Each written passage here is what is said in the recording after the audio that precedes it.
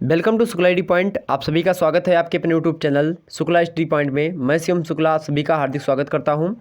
आज के वीडियो में हम बात करेंगे BA third year home science paper 1 के बारे में और जानेंगे पेपर 1 से किस प्रकार के प्रश्न एग्जाम में पूछे जाते हैं। मोस्ट इंपॉर्टेंट यह लेक्चर होगा मेरे प्यारे दोस्त। वस्त्र विज्ञान और परिधान का परिचय, यह पेपर 1 का आपके नाम है। और पेपर 1 में जो होते हैं आपके वस्त्र विज्ञान से और परिधान के परिचय को लेकर के एग्जाम में प्रश्न लगातार पूछे जा रहे हैं। और ध्यान रखेंगे पेपर 1 का नाम ही यही है, तो यहीं से प्रश्न आपके जनरली बनते हैं। मॉडल पेपर होगा यह 2021 की परीक्षा की दृष्टि से मैं इन सभी प्रश्नों को बनाना चाह रहा हूं। और इसी प्रकार से हैज़ 1 या है हैज़ 2 हैज़ 3 इसी प्रकार से मैं लाने का प्रयास करूंगा। हैज़ 1 का मतलब होता है कि यह पहला लेक्चर है, पहले मोस्ट इंपोर्टेंट प्रश्नों के पहला मॉडल पेपर ये है। अब इससे जो भी व्यक्ति टॉप करना चाहते हैं वो आराम से मोस्ट इंपोर्टेंट इन प्रश्नों को आप लोग अपने हिसाब से, जितने घंटे का आपका पेपर होता है 3 घंटे का 2 घंटे का, ऐसे आप बैठ करके आप अपने जो है रूम में आसानी से इस प्रश्न पत्रों मतलब इस प्रश्न को हल करने का प्रयास करेंगे। इन सभी प्रश्नों को आप लोग कहीं से भी अपने ये जो है यूनिवर्सिटी की जो सीरीज होती है उन सीरीज में प्रश्न आपको मिल जाएंगे, वहाँ से आप देख करके आसानी से इन सभी प्रश्नों को पढ़ लीजिएगा और उसके बाद में इन सभी प्रश्नों को एक प्रकार से क्या करेंगे, लिखने का प्रयास करेंगे। ओके, चले आगे बढ़ते हैं। बताना चाहूँगा आपको, यह आपका जो प्रश्न पत्र होता है वह 3 खंडों में बटा हुआ होता है, खंड आ, बा और सा। कहीं कहीं पे आपको 10 प्रश्न आप देखने को मिल रहे हैं, 10 प्रश्न में से केवल 4 करने को होंगे। किसी किसी में ऑब्जेक्टिव टाइप के प्रश्न हो जा रहे हैं, किसी किसी में मेरे प्यारे दोस्तों आपके जो है कैसे प्रश्न होते हैं, तो आपके जो है खंड आ, खंड बा और खंड सा पर आधारित होते हैं, जो कि पेपर मैं दिखा रहा हूँ।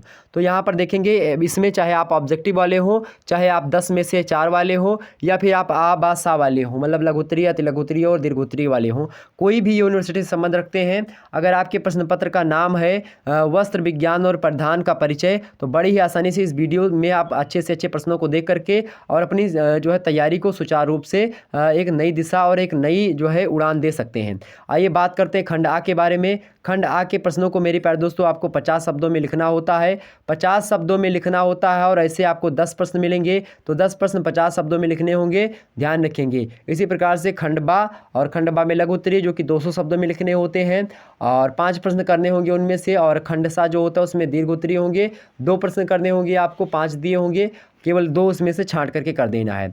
आगे बढ़ते हैं, लेकिन खंड आ से आपको सभी के सभी प्रश्नों को करना होगा। आइए बात करते हैं, पहला प्रश्न आपको दिया हुआ है, फिलामेंट की परिभाषा दीजिए। फिलामेंट क्या होता है, इसकी परिभाषा आपको 50 शब्दों में बतानी है। अगला प्रश्न दिया था, मतलब दिया हुआ है कि फाइब्रिन किसे कहते हैं, इसको आप लोग सभी लोग कॉपी में लिख करके आसानी से सभी का उत्तर लिखेंगे, ध्यान रखेंगे। तो फाइब्रिन किसे कहते हैं, इसको आपको बताना 50 शब्दों में। आपको दूसरा अगला प्रश्न बताना है कि कपास के तंतुओं पर, बहुत ही महत्वपूर्ण प्रश्न है, कपास के तंतुओं पर फफूंदी व कीड़ों का नया प्रभाव पड़ता है, मतलब पर क्या प्रभाव पड़ता है, सॉरी नया बोल दिए हम, क्या प्रभाव पड़ता है। तो वह कपास के तंतुओं पर, कपास के जो तंतु होते हैं मतलब कि जो एक प्रकार से तंतु होते हैं जैसे फिलामेंट के तंतु होते हैं, कपास के तंतु होते हैं, तो इन सभी तंतुओं पर जो होते हैं फफूंदी व कीड़ों का क्या प्रभाव पड़ता है, यह आपसे प्रश्न पूछा गया, 50 शब्दों में इसको बताना है।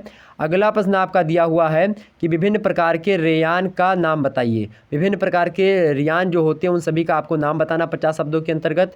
नेक्स्ट प्रश्न है, तने से प्राप्त होने वाले तंतु कौन कौन से होते हैं। तने से जो प्राप्त होते हैं तंतु वह कौन कौन से होते हैं, 50 शब्दों में आपको बताना है। बहुत ही महत्वपूर्ण प्रश्न है आपके एग्जाम पॉइंट ऑफ व्यू से, इसको पढ़ लीजिएगा अपनी सीरीज से, और मैं इन सभी प्रश्नों को करवाने का भी प्रयास करूंगा अगर जो है समय मिला तो। आगे बढ़ते हैं, रेशम व कपास को जलाने पर दोनों की गंध में क्या अंतर होता है। अगर रेशम को हम जलाएं और कपास को मतलब सूती वस्त्रों को जलाएं तो उनमें दोनों में क्या अंतर होगा। कपास को जला दिया जाए और रेशम को जला दिया जाए तो उनको जलाने में जो दोनों की जो गंध होगी वह किस प्रकार से जो होगी और दोनों में क्या अंतर होगा, 50 शब्दों में आपको बताना है। मोस्ट इंपोर्टेंट प्रश्न है, इसको एकदम से आपको लोग कहीं से भी ध्यान करके इसको पढ़ लेना है। अगला प्रश्न है, एस्बेस्टास, क्या एस्बेस्टास तंतु की विशेषताएं बताइए। एस्बेस्टास तंतु की क्या विशेषताएं होती है, इसको बताना है। अगला है, प्रथम श्रेणी का ऊन जो होता है किस प्रकार की ऊन को हम कहते हैं, प्रथम श्रेणी का ऊन, इसको आपको बताना है 50 शब्दों में कि प्रथम श्रेणी का यानी अव्वल क्वालिटी का जो ऊन होता है वह क्या कौन सा होता है। अगला है जो है क्या लिखा है यहाँ पर, मर्सराइजिंग परिसज्जा, परिसज्जा क्या होती है, कितने प्रकार की होती है, यह भी आपको पता होना चाहिए। परिसज्जा जो है आप पढ़े होंगे शायद और फर्स्ट ईयर में पढ़ लेगा परिसज्जा क्या होती है। तो जो मर्सराइजिंग परिसज्जा होती है किन वस्त्रों पर वह की जाती है, यह आपको बताना है। अगला है कि ड्राफ्टिंग किसे कहते हैं, ड्राफ्टिंग क्या होती है, ड्राफ्टिंग के बारे में आपको यहाँ पर बताना है। ओके, ड्राफ्ट क्या होता है ड्राफ्ट जो होता है एक प्रकार से पहले प्रारूप, जैसे कि मान लेते हैं आपको सिलाई करनी होती है तो सिलाई करने से पहले एक प्रारूप बनाते हैं, घर बनाने से पहले नक्शा बनाते हैं, ईंट बनाने से पहले उसका सांचा बनाते हैं, तो वही होता है प्रारूप एक प्रकार से। तो उसको हम क्या कहते हैं, प्रारूप किसे कहते हैं, आपको यही पूछा गया प्रश्न। अब आ जाते हैं खंडवा में। खंडवा मोस्ट इंपॉर्टेंट आपके प्रश्न आ चुके हैं मेरे पास दोस्तों, खंडवा। और खंडवा में देखिए नोट सभी प्रश्नों के उत्तर दीजिए। प्रत्येक प्रश्न का उत्तर लगभग 200 शब्दों में होना चाहिए, मतलब 200 शब्दों में आपके होने चाहिए। पहला प्रश्न देखते हैं, ऊनी और वर्स्टेड वस्त्रों में क्या अंतर होता है। वर्स्टेड वस्त्र क्या होते हैं और ऊनी वस्त्र क्या होते हैं, इनको बता करके इन दोनों के बीच में क्या बताना, आपको अंतर बताना 200 शब्दों में। अगर यह प्रश्न आप एग्जाम में नहीं कर पाते हैं तो अथवा करके आपको अगला प्रश्न दिया हुआ है कि प्राकृतिक रंगों पर प्रकाश डालिए। प्राकृतिक रंग कौन कौन से होते हैं, उन प्राकृतिक रंगों पर प्रकाश डालने का मतलब यह नहीं होता कि आप टार्च बना करके चले आएँ। इसका मतलब होता है कि प्राकृतिक रंग जो हैं उन रंगों के बारे में आपको बताना जो कि केवल प्राकृतिक रंग है। प्राकृतिक रंगों से जो कृत्रिम रंग है बहुत सारे रंग बना देते हैं। आगे देखते हैं, तीसरा नंबर प्रश्न देखते हैं। तीसरा नंबर प्रश्न है आपका कि जो है बाटिक छपाई की विधि क्या होती है। छपाई वगैरह आप पढ़ेंगे जो है थर्ड पेपर में भी आपको देखने को मिलेगा। तो जो है बाटिक छपाई की विधि बताइए, समझाइए कैसी होती बाटिक छपाई। अगर यह प्रश्न आपको नहीं पता है इसकी विधि तो आप अथवा करके दूसरा प्रश्न दिया है, इसको आप बड़ी आसानी से बता सकते हैं। परिसज्जा का उद्देश्य जो होता है वह क्या होता है, उस पर आपको 200 शब्दों में चर्चा कर देनी है। ओके, तो चलिए आगे बढ़ा जाए। अगले प्रश्न की ओर हम बढ़ते हैं। अगला प्रश्न है मेरे प्यारे दोस्त, अगला प्रश्न दिया हुआ है आपका कि आधार बुनाइयों का नाम लिखिए तथा उनमें से किसी एक का सविस्तार वर्णन कीजिए। तो आधार बुनाई क्या होती है, मतलब बुनाई का आधार क्या होता है उसको आपको बताना है कि बुनाई में क्या क्या चीज़ें इंपॉर्टेंट होती हैं। उसको बताते हुए आपको क्या करना है, किसी एक बुनाई के आधार को पकड़ना है और उसी बुनाई के आधार पर जो है विस्तार से उस बुनाई के आधार को समझा देना है। आगे अगर यह प्रश्न आप नहीं करने में सक्षम हैं तो अथवा करके दूसरा प्रश्न दिया है, इसको आप कर सकते हैं, चाहे ये करिए, दोनों में से एक ही करिएगा। अथवा अगर के कभी भी प्रश्न दिया हो तो आप ऐसे करेंगे। अथवा अगर के प्रश्न दिया है मेरे प्यारे दोस्त कि बुनाई की प्रमुख क्रियाओं का वर्णन कीजिए। बुनाई की जो प्रमुख क्रियाएं होती हैं वह कौन कौन सी क्रियाएं होती हैं किसी चीज़ को बुनने के लिए, उसको आपको यहाँ पर बताना होगा 200 शब्दों में। नेक्स्ट प्रश्न आपके एग्जाम में पूछा जा सकता है कि फैंसी धागे किसे कहते हैं। क्या फैंसी धागे किसे कहते हैं, विभिन्न प्रकार के फैंसी धागों का क्या कीजिए, वर्णन कीजिए। तो फैंसी धागों को आपको यहाँ पर क्या करना है, वर्णन कर देना है उनका, सिंपल सा। आगे समझते हैं और भी प्रश्नों को। अगला प्रश्न दिया हुआ है, अगर वह प्रश्न आप करने में सक्षम नहीं, अथवा करके दिया हुआ है, अथवा करके प्रश्न दिया है कि प्राकृतिक तंतुओं पर अम्ल व क्षार का क्या प्रभाव पड़ता है। तो अम्ल और क्षार का क्या प्रभाव पड़ता है प्राकृतिक तंतुओं पर, आपको यह बताना है कि जो प्राकृतिक तंतु होते हैं, जो मानव निर्मित तंतु नहीं होते हैं, उनको प्राकृतिक तंतु कहते हैं। जो प्रकृति के द्वारा हमको मिले हुए होते हैं वह तंतु, तो उन पर अम्ल और क्षार का क्या प्रभाव पड़ता है। अम्ल मतलब होता है खट्टा, क्षार मतलब होता है कड़वा। ध्यान रखेंगे, खट्टा जो होता है जिसका पीएच मान 7 से नीचे होता है वह अम्ल होता है, जिसका पीएच मान 7 से ज़्यादा होता है वह क्षार होता है। आपने केमिस्ट्री पढ़ा होगा तो वही पूछा रहा, अम्ल और क्षार का क्या प्रभाव पड़ता है प्राकृतिक तंतुओं पर।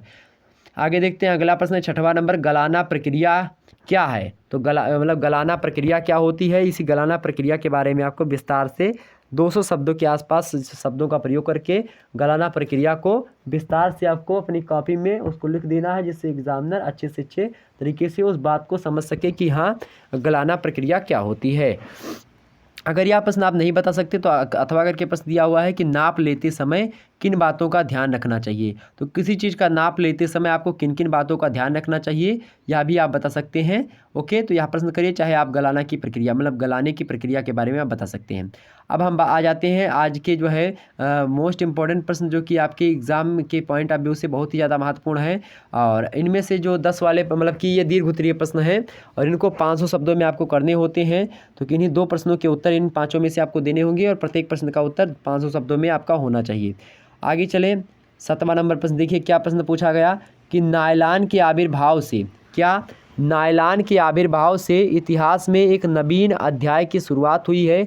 यह कथन कहाँ तक सत्य है, इस कथन की सत्यता को प्रमाणित कीजिए। नायलॉन एक प्रकार से कपड़े की वस्तु होती है और नायलॉन जो होती है, जब नायलॉन आया तो वस्त्र में एक प्रकार से क्या हो, वस्त्र निर्माण के इतिहास में एक नवीन अध्याय जुड़ गया है, यह कथन कहा गया है। और इस कथन की आपको यह बताना कि यह कथन कहाँ तक आपका सत्य है, कहाँ तक सत्य है, कथन क्या सही है क्या गलत है। इसमें जो चीज़ें इसकी सत्यता जो होती है इसको प्रमाणित करना, आपको इसकी सत्यता के बारे में आपको कुछ ठोस सबूत भी प्रस्तुत करने पड़ेंगे। अगर यह प्रश्न आप नहीं कर सकते हैं तो अगला प्रश्न दिया हुआ है कि सिलाई मशीन, क्या दिया हुआ है, सिलाई मशीन व उसके विभिन्न पुर्जों का सचित्र वर्णन कीजिए। सिलाई मशीन के पुर्जे के बारे में, जो उसके विभिन्न पुर्जों से जो सिलाई मशीन बनी होती है, तो उसके विभिन्न पुर्जों का आपको चित्र बना करके बताना है। तो आप ये बता सकते हैं। अगर यह प्रश्न आपको नहीं पता तो आप दूसरा प्रश्न यहाँ पर देख सकते हैं, वस्त्र निर्माण के सामान्य सिद्धांतों पर चर्चा कीजिए। तो वस्त्र निर्माण के जो सामान्य सिद्धांत होते हैं इस पर आपको विस्तार से चर्चा कर देनी है, 500 शब्दों में चर्चा करनी है, ध्यान रखेंगे। यह प्रश्न कर दीजिएगा। अगर यह भी नहीं पता तो अगला प्रश्न कर सकते हैं, वस्त्रों के चयन को प्रभावित करने वाले कारकों की विस्तार पूर्वक चर्चा कीजिए। ओके, तो वस्त्रों को चयन करने में जो प्रभावित करने वाले कारक होते हैं, मतलब वस्त्रों को हम कैसे चुनते हैं, कैसे चयन करते हैं उनका, तो उनको कौन कौन सी चीज़ें प्रभावित करते हैं हमको, तो वह चीज़ें, उस चीज़ों पर हमको विस्तार से चर्चा करनी है। यह थे मेरे प्यारे दोस्तों आपके कुछ महत्वपूर्ण प्रश्न जो कि आपकी परीक्षा की दृष्टि से बेहद ही महत्वपूर्ण थे। तो यहाँ पर ये सारे के सारे प्रश्न आप एकदम से ध्यान रखेंगे। इन सभी प्रश्नों को आपको करना कैसे है, कैसे आपको इन सभी प्रश्नों को लागू करना है। जैसे इन सभी प्रश्नों को हल कर देना है, आपको एक कॉपी लेकर के बैठना, कॉपी पेन ताज़ा वगैरह ले लीजिए। जैसे आप एग्ज़ाम हॉल में बैठते हैं ना, जैसे आप एग्ज़ाम में बैठते हैं, जैसे आप एग्ज़ाम से बैठते हैं वैसे सेम बैठिएगा, और एक प्रैक्टिस सेट ये 1 है इसको लगाइएगा। इसी प्रकार से -2 नाम से प्रैक्टिस सेट दूसरी आएगी, -3 नाम से प्रैक्टिस सेट तीसरी आएगी। इन सभी प्रैक्टिस सेट को लगाते रहिएगा आप लोग बड़ी आसानी से, और आप अपनी जो है परीक्षा की दृष्टि में सुचारू रूप से एक नई दिशा जो है ले सकते हैं। ओके, तो आप जो क्या करेंगे, इन सभी प्रश्नों को लगाएंगे, और जो भी प्रश्न जो है आपको यहाँ पर सारे प्रश्न आपके वैसे आपकी जो है यूनिवर्सिटी की जो आपकी जो सीरीज होती है उसमें आपको ये सारे प्रश्न मिल जाएंगे, प्रश्नों के उत्तर मिल जाएंगे। इसी प्रश्नों के उत्तर वहाँ पर आप देख लीजिएगा। ओके, तो चले मेरे प्यारे दोस्तों, विदा लिया जाए आप लोगों से। तो ऐसे ऐसे आप लोगों के और भी जो सब्जेक्ट हो आप कमेंट सेक्शन में बता देंगे, और भी किस सब्जेक्ट की आपको वीडियो चाहिए जो कि आपके जो है मोस्ट इंपॉर्टेंट प्रश्नों पर जो है क्या हो, जो है आधारित हो। ओके, ध्यान रखेंगे, ये सारे के सारे प्रश्न बहुत ही ज़्यादा महत्वपूर्ण हैं। इन सभी प्रश्नों को आपको क्या करना, सीधे सीधे आपको याद ही करना है, यह बात ध्यान रखेंगे। ओके, तो चले मेरे प्यारे दोस्तों, फिर मिलते हैं हम नेक्स्ट वीडियो में। तब तक के लिए जय हिंद, जय भारत।